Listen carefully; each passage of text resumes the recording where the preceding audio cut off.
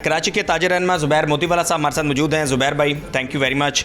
वफाकी बजट आ चुका है और जब हम कल स्पीच सुन रहे थे फेडरल फाइनेंस मिनिस्टर की, तो उस स्पीच से ऐसे ही मालूम हो रहा था कि जैसे सब अच्छा है। वो बता रहे थे कि एनर्जी सेक्टर में किस तरह से जो है वो हम जो है वो बेहतर कारकर्दगी दिखा रहे हैं। वो बता रहे थे कि हमारी हुकूमत का तीसरा बजट है, लेकिन इससे पहले जो 2 बजट थे उसकी कंपैरेटिवली हमारा ये बजट बहुत बेहतर है। वो बता रहे थे कि पाकिस्तान में अब बड़े बड़े सरमायाकार आ रहे हैं। उन्होंने अली बाबा का जिक्र किया, उन्होंने अरामको का जिक्र किया और भी 2-4 बड़े ग्रुप्स का जिक्र किया, लेकिन ये नहीं बताया कि पाकिस्तान से कौन से बड़े ग्रुप्स या बड़ी कंपनीज जो हैं वो जा रही हैं या जा चुकी हैं। तो इस बजट को लेकर आप जो है वो इसको कैसा देख रहे हैं? और आज हमारे प्रोग्राम का भी यही मकसद था कि कराची चैम्बर से हम जानें कि कराची की बिज़नेस कम्युनिटी को क्या क्या तहफ़्फ़ुज़ात थे और इन तहफ़्फ़ुज़ात को किस हद तक उन्होंने सुना है, और जो जहाँ टैक्स की शरह कम की गई है वो किस हद तक बेहतर है, और जहाँ टैक्स लगाया गया है, बिलखसूस हम कंस्ट्रक्शन इंडस्ट्री की भी बात करेंगे, वहाँ जो कम भी किया गया है, तो जो कम किया है वो किस हद तक बेहतर रहेगा? क्या आवाम के लिए ये दोस्त बजट साबित होगा? लेकिन सबसे पहली बात यह है कि ये जो बजट आया है, जो मैंने कल का जब इकोनॉमिक सर्वे सुना पूरा, उसके ऊपर डॉट टू डॉट मैंने उसको लिखा भी, सब कुछ लिखा, बड़े पॉजिटिव्स थे इसके अंदर, बहुत रोज़ी पिक्चर था। आप इसको देखें तो अगर उन्होंने तो जो बातें की, 9% जो है सेल्स बढ़ गई हैं मोबाइल फ़ोन्स की, 17% फर्टिलाइज़र की सेल्स बढ़ गई हैं, 49% जो है ना IT सेक्टर ने इम्प्रूवमेंट की है। ये सारी बातें, बहुत सारी बातें, और हमारा जो रिज़र्व है वो $17.1 बिलियन हो गए हैं, और अगले माह में 18 बिलियन हो जाएंगे, which is comfortable position. Internationally जो चाहिए होती 3 महीने के बराबर हमारे पास इंपोर्ट का बिल हो, वो बड़ी कंफर्टेबल पोजीशन थी। इसके बाद आपका जो करंट अकाउंट डेफिसिट है वो at the lowest in the history of Pakistan, which is $258 million, which is nothing, zero आप समझ लें उसको। और हमारा GDP के अंदर इजाफा भी हो गया, पर कैपिटा इनकम भी बढ़ गई। अब ये सारी बातें जब हो गई तो मेरे पास एक सवाल मेरे दिमाग में आया, वो मैं आज भी आपके तवज्जुह से वज़ीर ख़ज़ाना से भी करता हूँ, कि इसका मतलब ये हुआ कि आपके पास फिस्कल स्पेस आ गया है, ठीक है।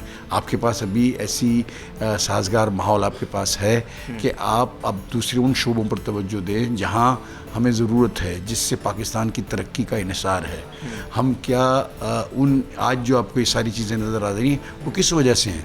क्या इंडस्ट्री ने परफॉर्म किया इस वजह से हैं, या क्या लोगों ने कोई टैक्सेस ज़्यादा दे दिए इसकी वजह से हैं? ये जो है, ये जो आपको नज़र आ रहा है, ये सब रेमिटेंसेस की बात है। 40 बिलियन से ऊपर के जब अब रेमिटेंस हो गया और 32-33 होता था, तो 6-7 बिलियन आपका अगर बढ़ गया तो कंफर्टेबल पोजीशन हो गई। उस कंफर्टेबल पोजीशन को हमको नहीं चाहिए। हम चाहते हैं कि जितने $250 मिलियन का लोगों का मुल्क है ये, इसको हम हर एक आदमी को रोज़गार देना है। यहाँ 3.25% से आबादी बढ़ रही है। इसका मतलब every year you getting those people जो कि जिसको एम्प्लॉयमेंट चाहिए, तो आप एम्प्लॉयमेंट दे पाएंगे, दे करेंगे। उसके लिए इस बजट में मुझे जो है ना कुछ ज़्यादा चीज़ें नज़र नहीं आई। एक सवाल ज़ुबैर साहब यहाँ पर ये है कि जो टैक्स की शरह है, हम इस पर सिगरेट इंडस्ट्री की एग्जांपल ले लेते हैं। उसके ऊपर जो टैक्स की शरह है, जो 2 साल पहले था वो फ़ी केजी था ₹2500 टैक्स, फिर इस वक्त वो है 1 साल पहले था ₹80,000।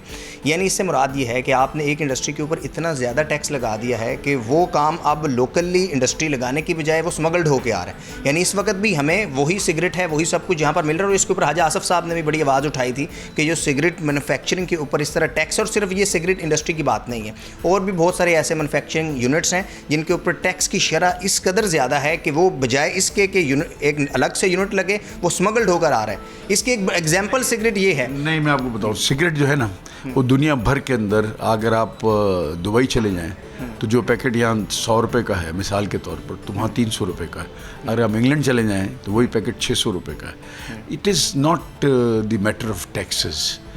टैक्स तो मिलता ही है गवर्नमेंट को उससे, और वो ज़ाहिर इनका मेन रेवेन्यू स्ट्रीम है, लेकिन वो इस वजह से लगाया जाता है कि इट इज़ हेल्थ हैज़र्ड है इसके, लेकिन अनहेल्दी है, हेल्थ हैज़र्डस है, आपके कैंसर के प्रॉब्लम्स हैं, तो उसकी आड़ में सारी दुनिया के अंदर इन चीज़ों पे टैक्स होता है। बाकी चीज़ों की हम बात करें तो टैक्स तो वहाँ है, यहाँ नहीं है। इसके ऊपर मेरे ख्याल से 80,000 की है, इसको 1,60,000 भी कर दें, लेकिन साथ ही साथ स्मगलिंग के जो विंडोज़ हैं उसको बंद करें, और उसको बंद होने चाहिए। अगर आपको स्मगल करके वही या उसी नौयत का सिगरेट अगर मिल जाता है तो फिर तो ये सारी एक्सरसाइज तो फ्यूटिलिटी है। आप 80,000 करके ₹100 कम बनाते हैं, और जब 25,000 था और आपको ₹150 मिलते थे, तो कौन सा अच्छा है? ₹150 वाला अच्छा है, और हमारी सिगरेट भी थी, हमारी इंडस्ट्री भी चलती थी। ये जो चीज़ें इसको देखने का इस बजट में मेरे ख्याल से तो कोई बनता नहीं है कि हम उसके ऊपर बात करें। हमें बात उस पर करनी चाहिए जिससे एम्प्लॉयमेंट क्रिएट होती है। आज हमारा सबसे बड़ा अलमिया हमारी एम्प्लॉयमेंट को इंक्रीज़ करना है।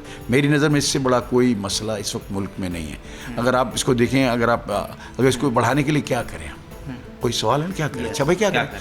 अब अगर क्या करें का जवाब ये है कि आज आपको सर्वे करना चाहिए इंडस्ट्रियल यूनिट्स का, कि इंडस्ट्रियल यूनिट्स की कैपेसिटी कितनी है। अगर वो 100 यूनिट मैन्युफैक्चर कर सकता है तो कितना कर रहा है? 70 कर रहा है, 60 कर रहा है, 50 कर रहा है। और वो 70, 50, 60 कर रहा है तो क्यों कर रहा है? वो जो बंद हो गया वो क्यों बंद हो गया? नई इंडस्ट्री वो क्यों नहीं लगी? इन सवालों के जवाबात हमको ढूंढने हैं। वो जवाबात ढूंढने चाहिए फाइनेंस मिनिस्टर को, उसकी टीम को, कि भाई ये क्यों बंद हुए।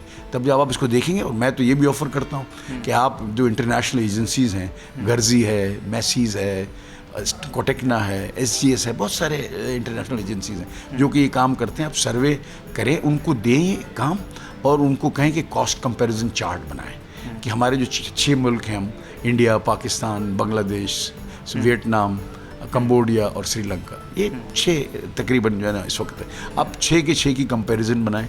खैर कंबोडिया और वियतनाम तो बहुत दूर चले गए। इन चीज़ों के कंपैरिजन बना लें, फिर आप देखेंगे हमारे यहाँ पर केजी, मैं टेक्सटाइल इसलिए बात करता हूँ कि 60% टेक्सटाइल, पर KG of a textile product की क्या कॉस्ट आती है, उसकी कॉस्ट कन्वर्जन, इसके ऊपर इलेक्ट्रिसिटी कॉस्ट कितनी है 1 केजी पे, 1 केजी पे गैस की कॉस्ट कितनी है, 1 केजी पे लेबर की कॉस्ट कितनी है। इनको आप अगर आप देखें, और बाकी हमारा जो पीयर ग्रुप है, जो हमसे हमने जो कंपैरिजन करना है, उनको देख लें। फिर आप हमसे बैठ के बात नहीं भी करेंगे, आप खुद ही उसके फैसले कर लें। अगर हमारी कॉस्ट कम है तो आप और बढ़ा लें, लेकिन आप certainly I have not seen a country anywhere, not into my knowledge, where you're selling electricity, where you're selling your energy at higher than the cost price. Cost price से लोग कम करते हैं कि हम WTO को डिफीट करेंगे और हमारी कॉस्ट को सब्सिडाइज करेंगे ताकि हमारा माल ज़्यादा बिक जाए। वो काम बांग्लादेश कर रहा है, हम उसका उल्टा काम कर रहे हैं। हमने उसके ऊपर हमने डोमेस्टिक को और फर्टिलाइज़र को और बाकी सेक्टर्स को सब्सिडी देने के लिए क्रॉस सब्सिडाइजेशन का अडॉप्ट किया हुआ। आपको चाहिए कि SNGPL SSGC को 2 कंपनियों में तकसीम कर दें, एक इंडस्ट्रियल और एक अदर देन इंडस्ट्रियल। आपको सारी चीज़ों का पता चल जाएगा। और कॉस्ट टू कॉस्ट भी अगर आप इंडस्ट्रियल वाली कंपनी को देंगे, वो इतना बड़ा नफ़ा करेगी। तो बात तो ये है कि हमारा डायरेक्शन हमने मुतय्यन करना पड़ेगा। हमारा डायरेक्शन क्या है? एम्प्लॉयमेंट क्रिएट करने के लिए गवर्नमेंट नौकरियाँ नहीं दे सकती, नौकरियां देगा प्राइवेट सेक्टर। और प्राइवेट सेक्टर जब देगा जब आप उसको कंड्यूसिव एटमॉस्फेयर मुहैया करेंगे, enabling and conducive atmosphere in terms of quality, in terms of quantity, in terms of cost. अच्छा ज़ुबैर साहब, फाइनेंस मिनिस्टर ने एक जिक्र किया था कि हम टैक्स पेयर और जो टैक्स ऑफिसर है, कस्टम ऑफिसर है, उसके दरमियान हम फासला जो है वो कम से कम रखेंगे, यानी इंट्रैक्शन नहीं होगी। और फिर उन्होंने इसमें आई थिंक उनका फेसलेस सिस्टम की तरफ जो इशारा था। आप कराची में बैठे हुए हैं, कराची में आप क्या समझ रहे हैं कि इस वक्त भी फेसलेस सिस्टम को बने हुए तकरीबन 1 साल से ज़्यादा अरसा हो चुका है, तो क्या इस वक्त कराची की बिजनेस कम्युनिटी हैप्पी है विद FBR या विद कस्टम ऑफिसर, या तहफ़्फ़ुज़ात हैं? फेसलेस सिस्टम से बहुत फ़ायदा हुआ है और फेसलेस सिस्टम को होना चाहिए, ऑटोमेशन पे हमको और जाना चाहिए। लेकिन जहाँ आप ये जब बात करते हो, आज जो वज़ीर ख़ज़ाना ने बात की, जो 3 सिस्टम्स वो लेके आ रहे हैं, इनकम टैक्स में भी और कस्टम्स में भी और सारी जगह पे, उसके अंदर आप देखें तो जो उन्होंने एक बात कही कि डेटा जो है एक FBR फीड करेगा और एक डेटा अपना डेटा क्रिएट करेगा past history of the tax payer से। वो अगर वो जो फीड कर रहा है और जो ये आएगा उसको वो कंपैरिजन करेगा AI यानी कंप्यूटर, और उसको सर्टेन करेगा कि FBR का क्लेम ठीक है या मेरा क्लेम ठीक है। अब इसको तो हमारी जो है ना उसमें अभी मैं पूरी तरह से समझ नहीं पाया, उससे ज़्यादा कमेंट नहीं कर सकता, लेकिन उसका कोई फ़ायदा नहीं होगा। जब वो FBR वाले कर रहे हैं वो करते इसके लिए हैं कि उनके साथ कोई बैठ के वो हो जाए कामकाज। तो बात यह है कि हमको ये इसको देखना पड़ेगा। दूसरी तरफ आप देखें तो एक अभी जो इन्होंने जो बात की है कि जी हम उसको फेसलेस भी कर रहे हैं, ये भी कर रहे हैं, सब कुछ कर रहे हैं। आप दूसरी तरफ हमने अभी प्राल जो है हमने मुबारकबाद भी दी, आपने सुना होगा जब भी हमने कर रहे थे कि प्राल के मरकज़ कराची चेंबर ने एक इशू उठाया प्राइम मिनिस्टर से, प्राइम मिनिस्टर ने इसको ऑर्डर दिया और 1 हफ्ते के अंदर इसको ऑन हो जाए। आज ऑन हो गया। मैं बड़ा शुक्रगुजार हूँ वज़ीर आज़म पाकिस्तान का कि this is a wonderful job we has done. और ये प्राल का उससे नहीं होना, या 54% एक्सपोर्ट हो नहीं सकता था, वो कर दिया उन्होंने। लेकिन आपकी वो वाली बात को यहाँ मैं इसलिए ये बात कर रहा हूँ कि उसके अंदर फिर वही बात कर रहे हैं कि जी आप कमिश्नर को अप्लाई करेंगे, डिप्टी कमिश्नर को करेंगे, कमिश्नर को करेगा, वो प्राल को फॉरवर्ड करेगा। फिर प्राल का ऑफिस की क्या ज़रूरत थी? सिर्फ इस्लामाबाद ही कम हो गया ना, बाकी तो कोई चीज़ कम नहीं हुई। प्राल को हम खुद करेंगे forward, why we need bureaucracy. प्राल तो हम गलतियां ठीक करने के लिए, प्राल को हमने ये नहीं कहा कि कोई हमारा टैक्स कम कर दो, टैक्स बढ़ा दो। कभी हमने कोई गलत फीडिंग कर दी है कंप्यूटर में, तो प्राल वो परमिशन को खोल देता है कंप्यूटर को कि अच्छा ये इस फोर्टनाइट की या इस महीने की जो आपको एंट्री ठीक करनी है उसको आप ठीक कर लें। वो ठीक करता है, फिर हम उसको ठीक करके आगे चला देते हैं। ऐसा तो कभी भी नहीं हो सकता। अब ये कि इसके बीच में यहाँ भी ब्यूरोक्रेसी तो नहीं होनी चाहिए। इसके प्राल को हम डायरेक्ट हम फीड करें, या कराची चैम्बर को अथॉरिटी दे दें कि जो आता है उसके ऊपर उतना लेटर होगा अटैच, और प्राल उसको ठीक कर देगा। तो चलो उसका मकसद हल हुआ। फिर आप उस चैनल के थ्रू लेके जाएंगे तो उसका फ़ायदा नहीं होगा। अच्छा ज़ुबैर भाई, जो छोटे ताजरों के ऊपर फिक्स टैक्स लगाया जा रहा है, इसको ये अप्लाईएबल कैसे होगा, प्रैक्टिकली कैसे होगा? फॉर एग्जांपल कि एक ताजर जो यहाँ खारादर में या ये चुंदरीगढ़ में बैठा हुआ है और एक छोटी दुकानदार है जो कि दादू में या ठट्ठा में, तो वो दोनों इक्वल नहीं हो सकते। तो ये एप्लीकेबल आपको नज़र आ रहा है कि क्या ये एप्लीकेबल है? इस पर सेल के ऊपर दिया है ना जी कि 20 करोड़ की सेल हो तो ही उसके एप्लीकेबल है। तो 20 करोड़ की सेल नहीं है तो वो तो वैसे ही आउट है ना। वो तो कर ही नहीं सकता। जो वहाँ बैठे हैं ठट्ठा में 20 करोड़ की सेल तो नहीं करता। तो इसलिए वो उन्होंने एक उसके अंदर लगाई है, और ये उन्होंने काफ़ी ताजिर कमेटियों से मीटिंग की है। हमें भी ये जो अभी आज जो बता रहे थे वो पेपर हमें भी भेजा था, उसको हमने भी स्टडी किया है।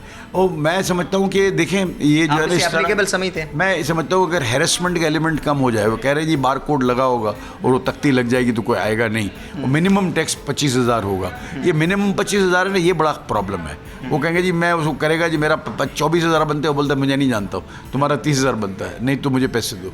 इसको इस मैकेनिज्म को भी थोड़ा सा दोबारा ये ठीक होगा। देखें ये एक नई स्कीम है, ये कई सालों से गवर्नमेंट ट्राई कर रही है। इस चेंबर में बैठकर हमने सारे ताजिर लोगों की मीटिंग करवाई है। जब मिफ्ता इस्माइल साहब प्राइम फाइनेंस मिनिस्टर थे, इससे पहले मन्नान साहब थे, उनके साथ बैठ के हमने सारी मीटिंगें कर रहे थे। सब पैचअप होता है, फिर इसके बाद एक तंजीम मानती है, दूसरी तंजीम नहीं मानती, तो वो बेल जो है ना मुंडे चढ़ती नहीं है।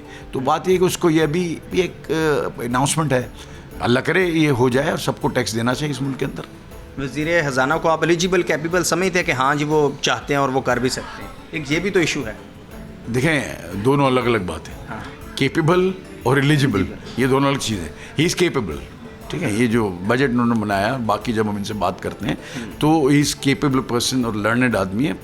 अब उसको इम्प्लीमेंट करवा सकना या नहीं करवा सकना, ये एक बिल्कुल दो मुख्तलिफ बातें हैं। मैं इस पर कमेंट नहीं करना चाहता। अच्छा, जैसे सुपर टैक्स में कमी की गई है, आप क्या समझते हैं कि फ़ॉरेन सरमायाकारी आ नहीं रही अभी तक, एक बड़ा चैलेंज है, तो जो फ़ॉरेन इन्वेस्टर हैं वो कैसे यहाँ पर आएंगे, कैसे अट्रैक्ट होंगे? देखिए जब तक मैं इन्वेस्टमेंट नहीं करूँगा फॉरेनर नहीं आएगा। लोकल इन्वेस्टर जो है ना वो इन्वेस्ट करेगा।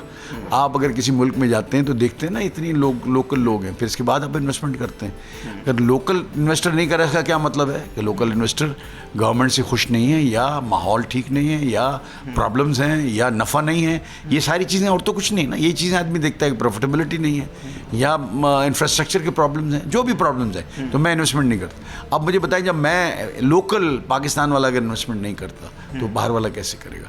इसका जवाब यही है कि फॉरेन इन्वेस्टमेंट बहुत आ सकती है पाकिस्तान के अंदर, बहुत पोटेंशियल है, प्रोवाइडेड कि आप लोकल इन्वेस्टर्स के मसाइल को पहले हल लेकिन अभी तक इस बजट में आपको कोई ऐसी अट्रैक्टिव चीज़ नज़र नहीं आई कि इसमें फ़ॉरेन इन्वेस्टर आए या पाकिस्तानी इन्वेस्टर ही ज़्यादा इन्वेस्ट करें? अभी तक तो इसमें मुझे ऐसा नहीं लगता कि कोई बहुत बड़े ड्रास्टिक स्टेप्स हैं। कुछ हैं जिसके अंदर सुपर टैक्स का कम होना है, और सुपर टैक्स का 50 करोड़ तक ख़त्म होना है, और टैक्स आप कंस्ट्रक्शन के ऊपर टैक्स कम होना है, फिर FBR का और टैक्स पेयर का और टैक्स कलेक्टर का जो है ना राब्ता कम होना है। ये चीज़ें हैं, लेकिन इससे नहीं होता। देखें इन्वेस्टर इन्वेस्ट वहाँ करता है जहाँ मुझे पैसे बचते हो। मुझे पैसे नहीं बचते, मैं इन्वेस्टमेंट नहीं करता। गवर्नमेंट को समझने की सिर्फ इतनी सी बात है कि प्रॉफिटेबिलिटी होनी चाहिए। इंडिया के अंदर मैं जो पॉलिसी पढ़ रहा था, मुझे बड़ा ताज्जुब हुआ कि अगर एक सेक्टर है, उस सेक्टर के अंदर मिसाल के तौर पर 20 बड़े यूनिट हैं, मैं बड़े सेक्टर्स की बात करूँ, इसमें से 15 यूनिट जो हैं वो बिल्कुल नफ़ा कर रहे हैं, 5 यूनिट जो है ना वो नफ़ा नहीं कर रहे और वो प्रॉब्लम में है। तो वहाँ एक्सपर्ट्स की टीम गवर्नमेंट ऑफ इंडिया भेजती है कि भाई आपके कोई जो है ना फ्लो के अंदर प्रॉब्लम है, आपकी सिस्टम में प्रॉब्लम है, आपका model of marketing, model of business ठीक नहीं लगता हमें, हम उसको ठीक करते हैं। तो उसको वो सारा कुछ समझते हैं और उसको ठीक करते हैं, उनको एडवाइजेस करते हैं कि भाई आप इस वजह से नफ़ा नहीं कर रहे, आपको नफ़ा करना चाहिए, सारे सेक्टर आपको नफ़ा कर रहे, आप नहीं कर रहे, इसका मतलब आपके मॉडल में प्रॉब्लम है। ये एटीट्यूड है ना, ये हमें चाहिए ना। हमको ये बताएं कि भाई ये टेक्सटाइल सेक्टर क्यों नहीं कर रहा। जब वो आएंगे हमारी चीज़ें देखेंगे, ऑटोमेटिक समझ आएगा ये नहीं हो रहा। जब 15 जगह से एक ही चीज़ नज़र आएगी तो सेक्टर ठीक हो जाएगा। बहुत शुक्रिया ज़ुबैर भाई, थैंक यू वेरी मच। हमारे साथ ज़ुबैर मोतीवाला भी मौजूद थे और इससे पहले हमने कराची के दीगर जो ताजर थे उनसे भी बात की और जानने की कोशिश की कि इस साल माली साल 2026-27 का जो बजट पेश किया गया है, इस बजट में आवाम का क्या फ़ायदा हो सकता है, क्योंकि एक बड़ा बर्डन सैलरीड क्लास के ऊपर था, जो कि हमारे टैक्स रेवेन्यू का एक बड़ा हिस्सा था, जो कि सैलरीड क्लास पे करती थी। उसके ऊपर टैक्स की शरह को कुछ स्लैब्स के ऊपर कम किया गया है, उससे यकीनन एक फ़ायदा होगा, परचेजिंग पावर में इजाफा होगा। सुपर टैक्स जो कि बड़े ग्रुप्स और बड़ी कंपनीज़ के ऊपर आयद किया जाता था, उस सुपर टैक्स को कम किया गया है। इसके अलावा जो ईवीज़ हैं, इलेक्ट्रिक व्हीकल्स हैं, जिसमें मोटरसाइकिल है, मोटर बाइक है, इलेक्ट्रिक रिक्शा है, गाड़ी है, उसके ऊपर वही पॉलिसी है जो कि पहले की पॉलिसी थी। हालांकि इससे पहले शायद यही तासुर था कि शायद इलेक्ट्रिक व्हीकल्स के ऊपर टैक्स को बढ़ाया जाएगा, लेकिन टैक्स को नहीं बढ़ाया गया। जहाँ टैक्स को बढ़ाया गया है वो 2000 से 3000 सीसी की गाड़ियाँ हैं, जो कि दरामदी गाड़ियाँ, उनके ऊपर टैक्स की शरह को जो है वो फेडरल एक्साइज ड्यूटी को बढ़ाया गया है। इसके अलावा 2 करोड़ से ज़ायद मलियत की जो इलेक्ट्रिक गाड़ी होगी उसके ऊपर भी जो है वो इसी तरह फेडरल एक्साइज ड्यूटी को बढ़ाया गया है। कंस्ट्रक्शन के शोबे में जो टैक्स है उसको काफ़ी हद तक कम किया गया है और इससे उम्मीद ये की जा सकती है कि अब कंस्ट्रक्शन के शोबा में एक बूम आ सकता है, बेहतरी आ सकती है।